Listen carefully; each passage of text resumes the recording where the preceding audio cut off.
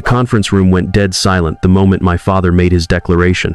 I was still standing in the doorway, lunch tray in hand, after thinking it might be a good idea to bring sandwiches into what I already knew would be a long, ugly afternoon.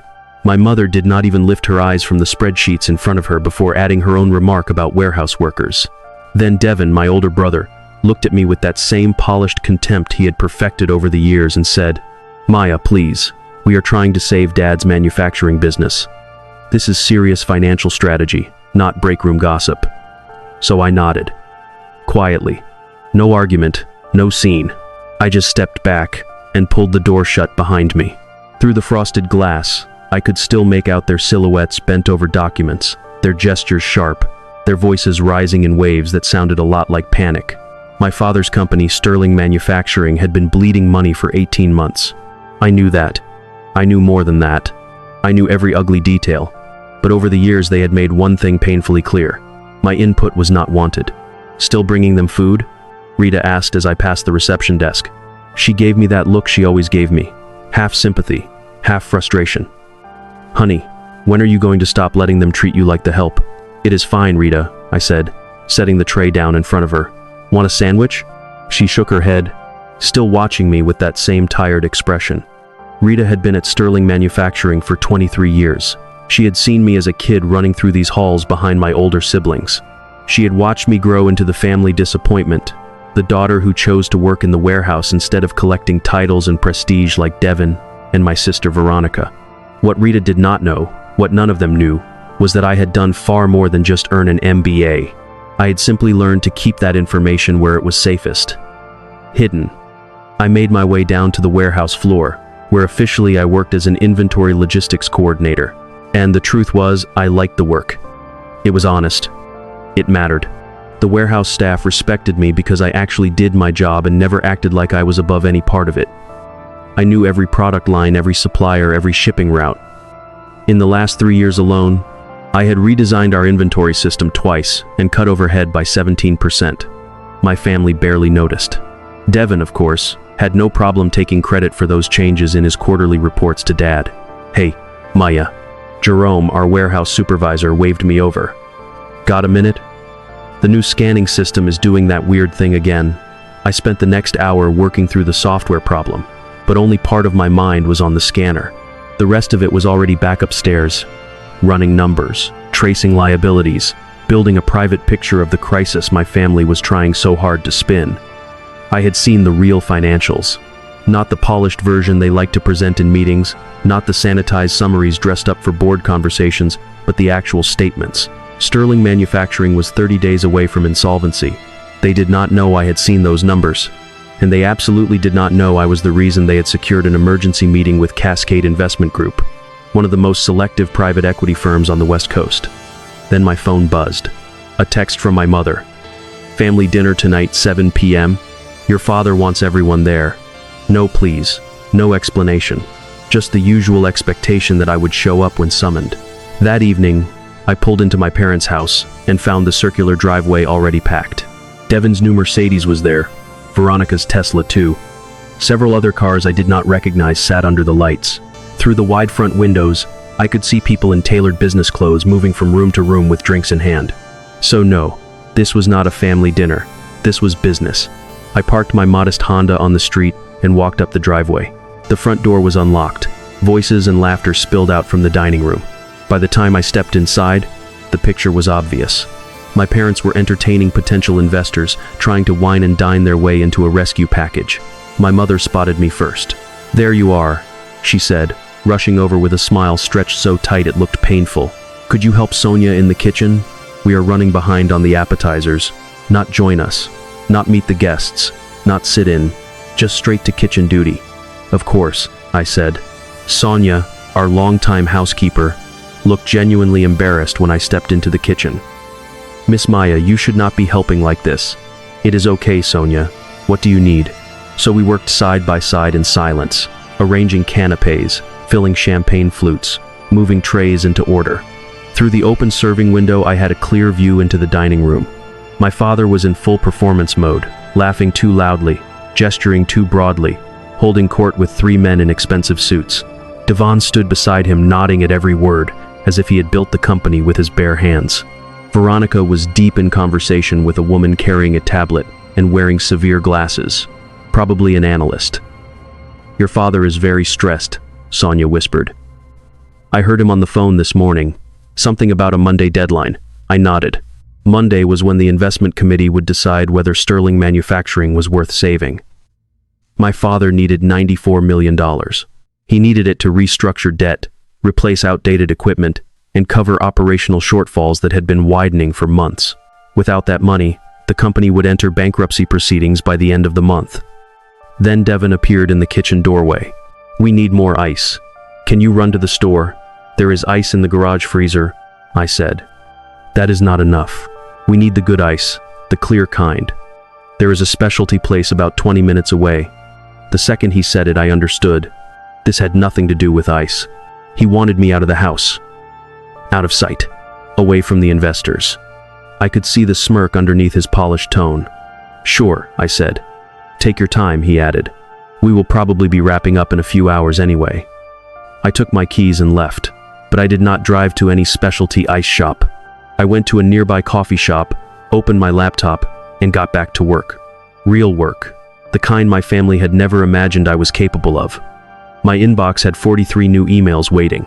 I moved through them quickly, answering the urgent ones first. Most were tied to my actual career. The one I had been building quietly for 7 years, while everyone at Sterling Manufacturing assumed I was just a warehouse employee content with hourly pay. Then one message stopped me cold. It was from Richard Chin, senior partner at Cascade Investment Group. "Maya, committee meeting moved to Sunday evening at 8 p.m. They want to accelerate timeline. Can you join by video conference? Your perspective on operational realities would be valuable." I checked the time. It was 7:47 p.m. on Sunday evening. I wrote back immediately. "We'll call in from car if needed." "What is the situation?" His reply came back almost instantly. "Family made presentation this afternoon. Numbers do not match due diligence findings. Multiple discrepancies in operational efficiency claims. Need your input before vote." Of course. Of course, Devin had inflated the numbers.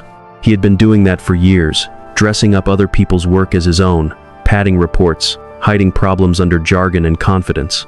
And my father either never noticed or chose not to notice. It was easier to believe in his son's brilliance than to investigate too closely. I called Richard from the parking lot. "Maya, thank you for getting on so quickly," he said. His voice was crisp, controlled. "I am here with the investment committee. We just finished reviewing Sterling Manufacturing's pitch, and we have concerns." "What kind of concerns?" I asked. Even though I already had a pretty good idea. They are claiming a 32% improvement in logistics efficiency over the past 3 years and attributing it to new management strategies implemented by Devin Sterling. However, our operational audit shows these gains came from systemic changes to inventory software and shipping protocols. The documentation suggests those changes were designed and implemented by someone else. The signature on the internal memos is illegible, but it is definitely not Devin Sterling's.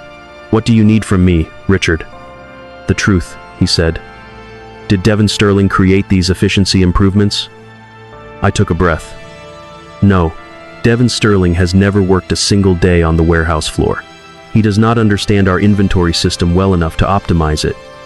Those improvements came from analyzing 3 years of shipping data, identifying bottlenecks, and implementing targeted software changes. Devin wrote reports after the improvements were already in place." A brief silence. Then Richard asked, "Who designed those solutions?" I answered without hesitation. "I did." There was another pause, longer this time. I could hear muffled voices in the background, the committee conferring among themselves. When Richard came back, his tone had changed. "Maya, we need to ask you some direct questions about Sterling Manufacturing's operations. Your family's presentation painted a very different picture from what we are seeing in the actual data. Before we commit $94 million, we need to understand what we are really investing in." For the next 40 minutes, I gave them the truth. Not anger, not revenge, just facts. I walked them through the real condition of Sterling Manufacturing, the difference between genuine improvements and fabricated claims, the actual challenges that had been softened or hidden in my family's presentation.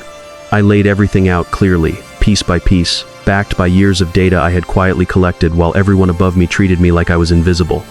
At one point, a woman's voice cut in. Calm, sharp, Unfamiliar. This is remarkable. Miss Sterling, your analysis is more thorough than what we received from your family's entire management team. Why are you not in a leadership role at the company? Because that has never been my decision, I said. More silence, more whispers in the background. Then Richard came back on the line again. Maya, the committee is requesting your presence at the final approval meeting tomorrow at 2 p.m. in our downtown office. Your family will be there to receive our decision. We would like you there as well. I stared through the windshield into the coffee shop lights. I am not sure that is a good idea. That is not a request, Maya, he said. It is a condition of our continued consideration. If you are not there, we walk away from the deal. I closed my eyes. There it was.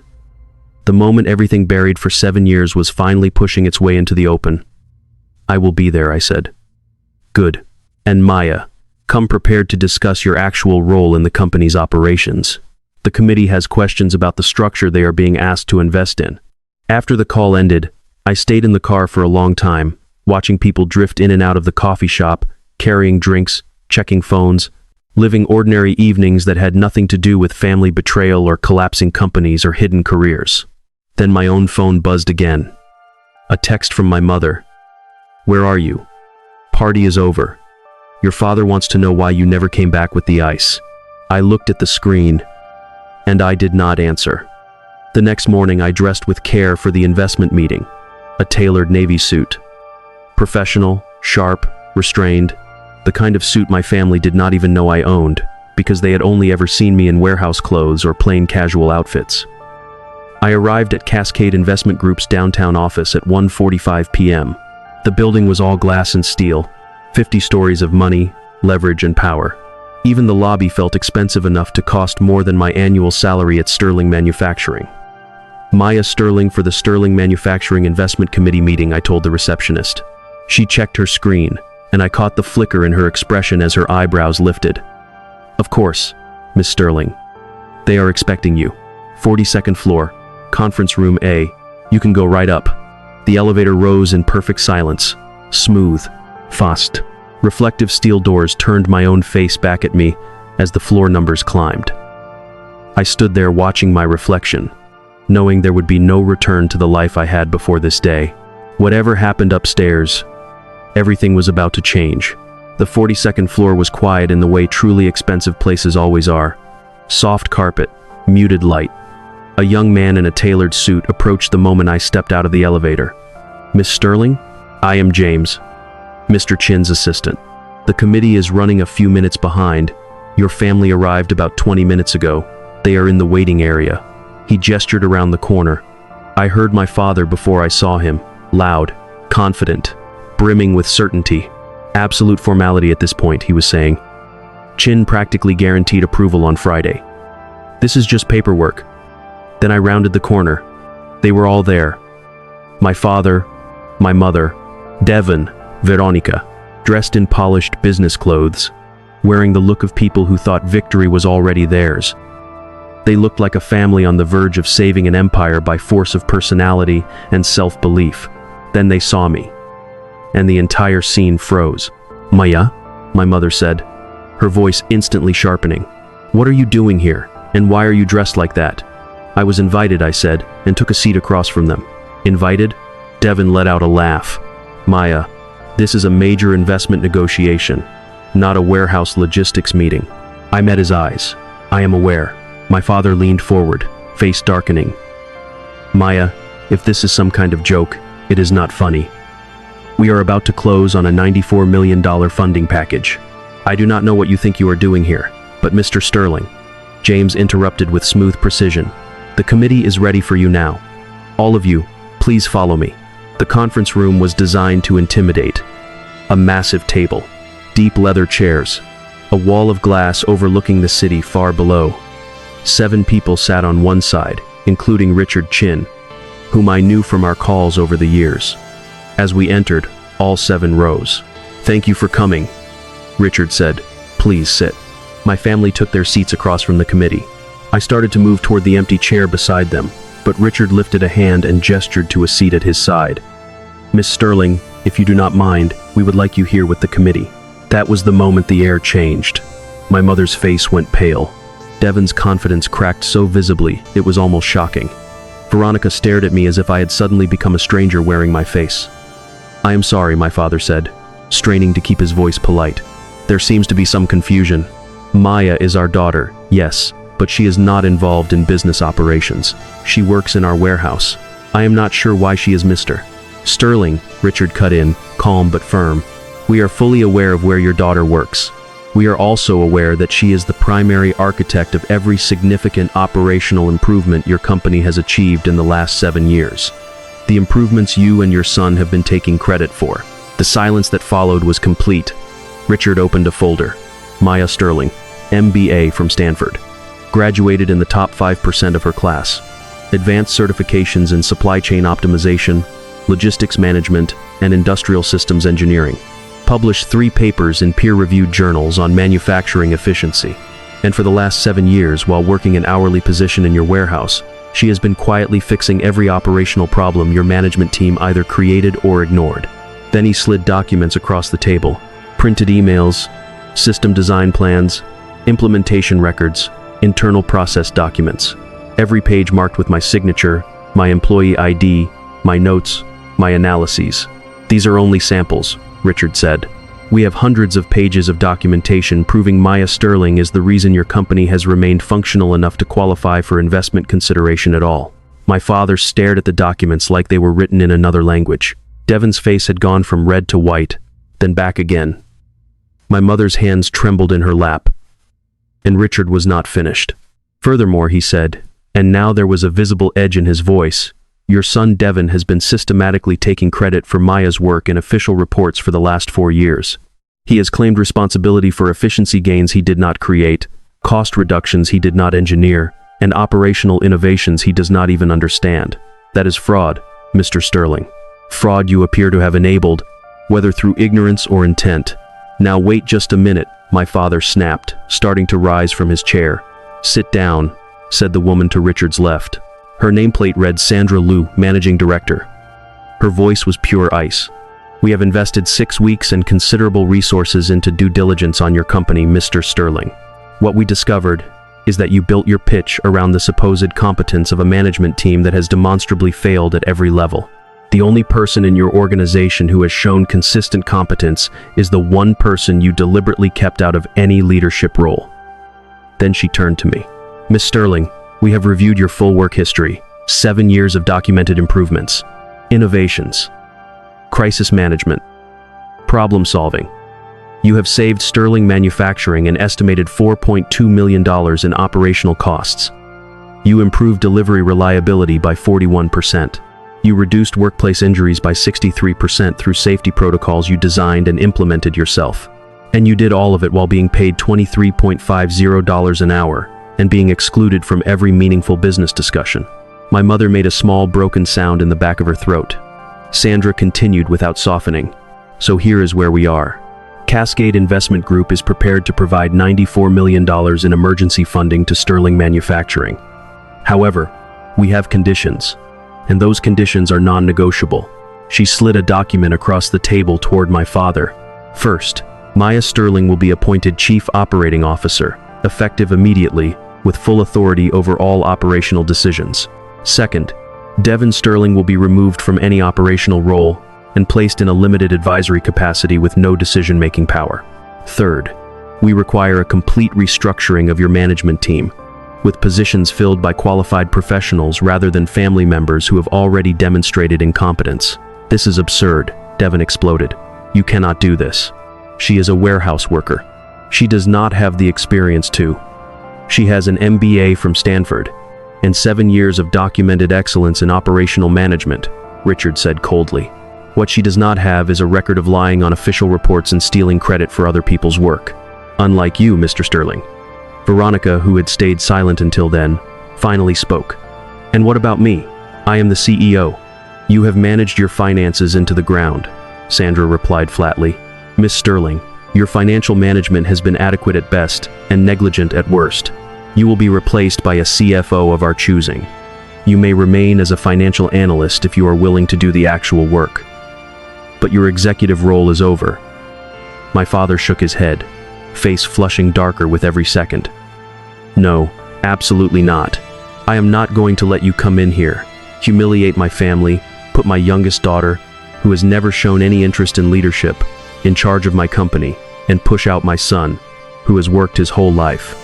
Your son has worked his whole life, taking credit for your daughter's achievements, Richard said, and your daughter has shown nothing but leadership. You were simply too proud or too blind to notice it. She has been leading from the bottom up, Mr. Sterling. She has been doing the real work that kept this company alive while your management team played executive. Then he leaned forward. Here is what is really happening today. You have a choice. Accept our terms, give Maya the authority she earned years ago, and save your company. Or refuse, walk away from this funding, and file for bankruptcy within 30 days. Those are your only options. No one said a word. The silence stretched tight across the room. I could hear the clock ticking on the wall, faint traffic far below the windows, the soft hum of air through the vents. Then my father looked at me, not past me, not through me, at me, really looked at me. Maya, he said, voice unsteady now. Is this true? All of this? Yes, I said. Why did you not tell us? The answer came out quieter than I expected, but it cut deeper because it was true. You never asked. My mother flinched. And when I tried to contribute, I said, when I tried to participate, you told me business meetings were for actual contributors, not warehouse workers. That landed like a blow. Every time I suggested an improvement, Devin took credit. Every time I solved a problem, Veronica wrote reports that erased my role. Every time I tried to be part of this company, you reminded me that I had chosen to work in the warehouse, as if that made me less valuable, less capable, less worth hearing. Why? My father asked, and this time his voice cracked. I did not. We did not realize. You did not want to realize, I said. It was easier to believe Devin was brilliant, and I was content being invisible. Easier than admitting your youngest daughter might be the most competent person in the company. Sandra cleared her throat, bringing the room back to the point. Mr. Sterling, we need your decision. Sign the agreement with our conditions, or we are done here. My father looked down at the papers, then at Devin, who was staring at the table as if he could disappear into it, then at my mother, tears in her eyes, and finally back at me. If I sign this, if you become COO, will you save the company? I held his gaze and answered the only way I could. I will do what I have always done. My job. The actual work instead of pretending to do it. His hand shook when he picked up the pen, but he signed. The meeting ended in a blur of handshakes, documents, formal congratulations, and hollow politeness. It all felt unreal, like the room had bent around me and remade itself while I was still sitting in the same chair. My family walked out in stunned silence, their confidence shattered, their old assumptions lying dead on that polished conference table. Richard asked me to stay behind. Once the door closed and we were alone, he looked at me with something close to genuine respect. Maya, I want you to know we are truly excited about this partnership. Your operational analyses over the past 2 years have been exceptional. We would never have considered Sterling Manufacturing at all if not for your work. 2 years? I repeated carefully. He smiled. You did not think we reached out to your father's company by accident, did you? We have been watching your work for 2 years. Your inventory optimization system caught our attention when you presented it at a supply chain conference. You did not know we had people there. We were waiting for the right moment to make a move, and your father's financial crisis created that opportunity. I looked at him steadily. So you orchestrated this, the timing, the emergency meeting, all of it. We created an opportunity, Richard said. What you did with it was entirely your choice. But yes, we wanted you in a position where your family would be forced to see your value, a position where they could not dismiss you anymore. I let that sit for a moment. Then I said, thank you. He nodded once. Thank us by turning Sterling Manufacturing into the company we know it can become. You have always had the skill, Maya. What you lacked was authority. Now you have it. I left the Cascade offices and took the elevator down into the parking garage. By the time I reached my car, my phone showed 17 missed calls, 12 from Devin, 3 from Veronica, 2 from my mother. I ignored every one of them, and I drove home to my small apartment in silence. That evening my father called. I almost let it ring out, almost. But after everything that had happened, after the conference room, the signatures, the silence, The way 7 years of truth had been dragged into the light in a single afternoon, I answered. Maya, he said, and for the first time in a very long time his voice did not sound commanding. It sounded tired, old, defeated. Can we talk? Your mother and I, we would like to talk. Not on the phone, I said. Can you come to the house, please? So I drove over. When I pulled into the driveway, I noticed right away that Devon's Mercedes was gone. Veronica's Tesla too. Only my parents' cars remained. The house looked the same from the outside, but the air inside felt completely different. Heavy, quiet, like something had broken and everyone inside knew it. They were waiting in the living room, seated close together on the couch as though they were bracing for impact. My mother's eyes were red. My father looked like he had aged 10 years since that morning. Maya, sit down, my father said. Please. I took the chair across from them and waited. We owe you an apology, my mother began, voice unsteady. Not just for today. For years. We have been terrible parents to you. Not terrible, my father said quietly. Blind, dismissive, proud. We put Devon on a pedestal because he looked like what we thought success was supposed to look like. And we completely missed that you were the one holding everything together. I said nothing. There was too much packed into that moment. Too many years. Too many swallowed words. Then my father went on. Rita called me this afternoon. She spent 20 minutes tearing me apart over how we have treated you. She said she has watched you solve problems and fix crisis after crisis for 7 years, and we never once acknowledged it. She said you have saved this company a dozen times and we did not even notice. She was right, my mother whispered. Maya, we are so sorry. We made you feel worthless in your own family. We made you feel like you were never enough. And all this time, you were better than all of us. Better at the work, my father said. Better at staying humble. Better at doing what needed to be done without demanding praise. Without demanding recognition. Something inside my chest loosened a little then. Not all the way. Not enough to erase anything. But enough to let me breathe. I did not do it for credit, I said. We know, my father answered. That is what makes it worse. You did it because you cared. About the company, about the employees, about the work itself. And we treated you like you were nothing. I looked at both of them and asked the only question that mattered. What happens now? My father drew in a long breath. Now you save the company. He gave a bitter, humorless smile. Really save it. Cascade is right. You should have been Chief Operating Officer years ago. Maybe you should be CEO. At this point, I am not sure I know what I am doing anymore. I shook my head. I do not want to be CEO. But I do want respect. I want to be heard when I speak. I want my work acknowledged, not stolen. Can you do that? Yes, they said together, both of them, without hesitation. What about Devon? I asked. My father's expression hardened. Devon and I had a very difficult conversation this afternoon. He is taking a leave of absence from the company. When he returns, if he returns, it will be in a junior role where he can actually learn the business instead of pretending to understand it. He has a lot of growing up to do. And Veronica? I asked. My mother wiped at her eyes. She is angry, humiliated, but she is also smart enough to know she kept her position when she probably should not have. She will either adjust, or she will leave. Either way, you will not have to keep fighting her to be seen. I nodded slowly. Okay. Okay, my father repeated, as if the word itself was all he had left. My mother began crying again, harder this time. I am so proud of you, Maya. I should have told you that years ago. I am so proud of who you are. My own eyes burned then. Thank you, I said. We talked for another hour. Not perfectly, not cleanly. Too much damage had been done for that.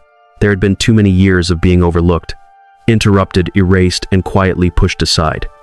But something real began in that room. Not a miracle, not a clean reconciliation, a beginning. And for the first time in years, it felt like my parents were not speaking to a role they had assigned me. They were finally speaking to me. On Monday morning, I walked into Sterling Manufacturing's executive offices for the first time as Chief Operating Officer. Rita nearly came out of her chair. What? Oh my God, is it true? Did they really make you COO? They really did, I said, smiling. She let out a shout, rushed around her desk, and threw her arms around me. It is about damn time. Honey, I have been praying for this day for years. Word spread fast. By lunch, the warehouse staff had put together an impromptu celebration. Nothing polished, nothing corporate. Just real people stopping real work for a few minutes to recognize someone they knew had earned it. Jerome stood up and gave a short speech about how I had always treated everyone with respect, never acted superior, and actually understood the work because I had done it with them, beside them, for years. Several people cried. I may have cried too. Then the real work began. Transforming Sterling Manufacturing did not happen through speeches or titles. It happened the only way things like that ever happen, through systems, discipline, decisions, and people who know what they are doing. In my first month as COO, I documented every core operational process, mapped inefficiencies, and started implementing evidence-based solutions. I promoted 3 warehouse workers into management because they had shown actual competence and leadership where others had coasted on family status or empty titles. I fired 2 executives who had been surviving on tenure rather than performance. The numbers began turning almost immediately. Within 6 months, Sterling Manufacturing was beating every projection Cascade had originally made. Within 1 year, we were profitable for the first time in 3 years. Devin eventually returned, but not to operations. He came back in sales, where he was far better than he had ever been in management. More importantly, he had finally learned enough humility to admit when he did not know something. We were never close after that, not really, but we became civil. Veronica stayed for 8 more months, then left to take a CFO position at another company. We wished her well. From what I heard, she did fine there. My parents and I rebuilt our relationship slowly. Trust does not come back in one dramatic burst. It returns inch by inch, conversation by conversation, action by action. My father started asking for my opinion in meetings and actually listening to the answer. My mother stopped making remarks about my clothes, my choices, or the life I had built for myself. 2 years after I became COO, Richard Chin called again. Maya, he said, we are impressed with Sterling Manufacturing's turnaround. The board wants to discuss acquisition opportunities. Are you interested in exploring expansion? Send me the details, I said. I will review them with my team. My team. The word stayed with me after the call ended. People I had hired. People I had trained. People I had empowered. People who were competent, serious, and willing to do the work instead of posing in front of it. Richard laughed softly.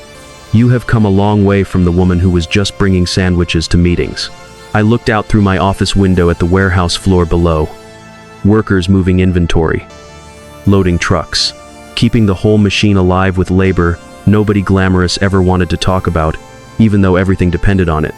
No, I said quietly. I was always this person. People just needed to stop assuming otherwise. After that call, I stood there for a while, watching the floor below. The same kind of work I had never been ashamed of, even when my family treated it like proof that I was less than them. Real work. Necessary work. The kind that keeps companies alive while executives give speeches about vision and leadership. Then my phone buzzed. A text from my father. Dinner tonight. Your mother wants to celebrate your Forbes profile coming out. I smiled.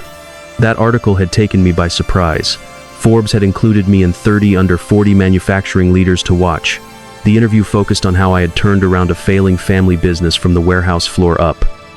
The profile headline was blunt enough to make me laugh when I first saw it. The COO who fixed everything while everyone else took credit. I texted back. I will be there. Some stories do not explode all at once. Some truths rise slowly through boardrooms, balance sheets, operational reports, and years of quiet evidence. Some reckonings come not through one dramatic sentence, but through the long overdue collapse of every lie that kept the wrong people in power. But the ending is still the same. Truth surfaces, competence rises, and the people who did the real work finally get seen. I had spent 7 years invisible. 7 years underestimated. 7 years dismissed by the very people who should have recognized me first. In the end, I did not become someone new. I stepped into the place I had already earned. I was exactly where I had always deserved to be, leading the company I had been saving all along. And at last, my family understood what it had cost them to refuse to see it. If this story stayed with you, then remember this. The loudest person in the room is not always the one carrying the weight. Sometimes the real power is standing in the background, doing the work, fixing the damage, waiting for the moment when truth can no longer be ignored. And when that moment comes, everything changes.